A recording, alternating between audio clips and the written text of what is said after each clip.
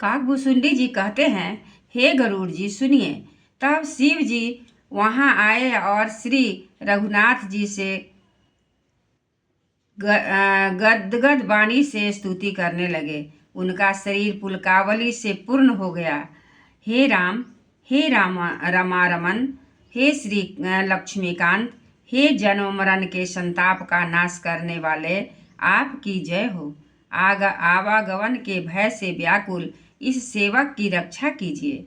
हे अवधपति, हे देवताओं के स्वामी, हे रमापति, हे विभो, मैं शरणागत आपसे यही मांगता हूँ कि हे प्रभु मेरी रक्षा कीजिए।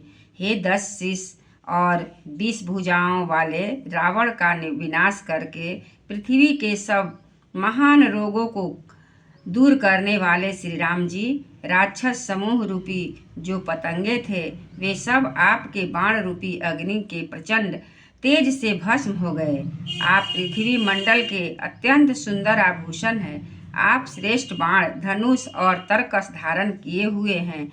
महान मद, मोह और ममता रूपी रात्रि के अंधकार समूह के नाश करने के लिए आप सूर्य के तेजोमय किरण समूह हैं। कामदेव रूपी भील ने मनुष्य रूपी हिरणी के हृदय में कुभोग रूपी बाण मारकर उन्हें गिरा दिया है। हे नाथ, हे पाप ताप का हरण करने वाले, हरे उसे मारकर विषय रूपी वन में भूले पड़े हुए इन पामर अनाथ जीवों की रक्षा कीजिए। लोग बहुत से रोगों और विजोगों के मारे हुए हैं। ये सब आपके चरणों में निरादर फल है।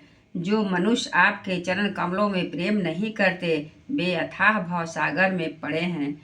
जिन्हें आपके चरण कमलों में प्रीति नहीं है वे नित्य ही अत्यंत दीन, मलिन, उदास और दुखी रहते हैं। और जिन्हें आपकी लीला कथा का आधार है उनको संत और भगवान सदा प्रिय लगते हैं। उनमें न राग आसक्ति, न लोभ, न मान, न मद।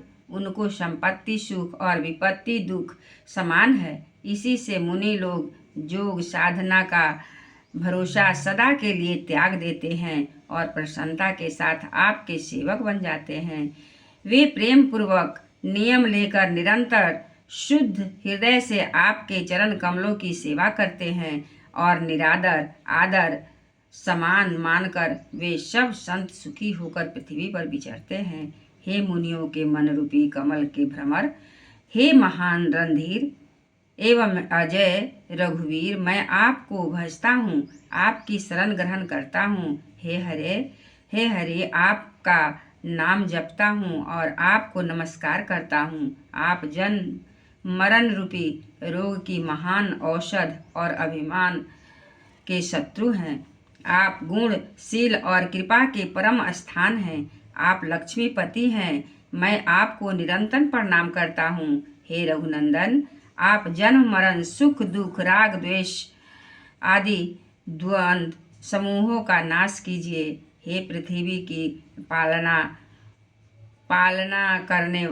करने वाले राजन, इस दीन जन की ओर दृष्टि डालिए। मैं आपसे बार बार यही वरदान मांगता हूँ कि मुझे आपके चरण कमलों की अचल भक्ति और आपके भक्ति का सत्संग सदा प्राप्त हो। हे लक्ष्मीपति, हर्षित होकर मुझे यही दीजिए। एक बार बोलिए भगवान की जय।